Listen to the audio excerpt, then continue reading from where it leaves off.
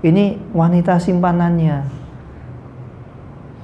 Maka kalau ada sesuatu hal yang bisa menimbulkan fitnah, kita klarifikasi.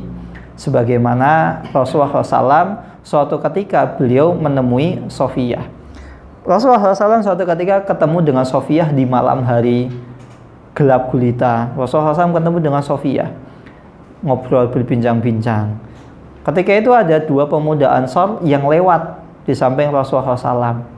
Maka Rasulullah SAW segera memanggil kedua pemuda tersebut, karena terlihat dari pemuda tadi ketika melihat Rasulullah bersama seorang perempuan, kedua pemuda tersebut itu mempercepat langkah kakinya. Maka Rasulullah SAW segera memanggil pemuda tersebut, wahai kaum Ansar, wahai saudaraku, wahai sahabatku, innaha Sofiyah, sesungguhnya dia itu Sofiyah, dia istriku. Maka apa saja yang bisa menimbulkan fitnah, ya kita klarifikasi. Kan kita tidak tahu, bisa jadi perempuan yang gadis tadi itu ternyata adalah anaknya. Atau misalnya laki-laki tadi ternyata adalah anaknya, karena kebetulan kita awet muda.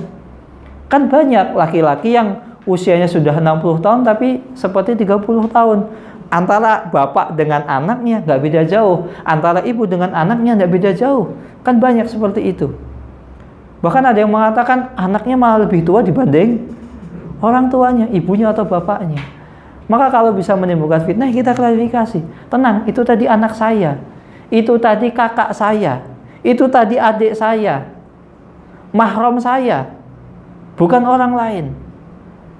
Apalagi mohon maaf, misalnya kita belum lama janda, ditinggal mati, misalnya ditinggal wafat oleh suami, maka kita perlu menjaga. Jangan mudah kita membuka pintu rumah kita untuk orang lain.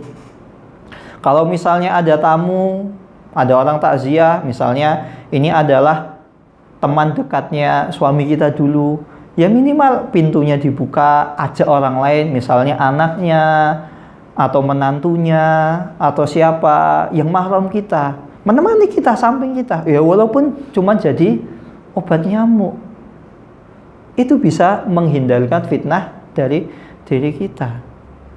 Karena ibu-ibu sekalian, setan itu pinter, setan itu cerdas, setan itu sudah track recordnya, portofolionya menyesatkan manusia itu bukan hanya manusia sekelas kita, sekelas Nabi Adam alaihissalam berhasil ditipu.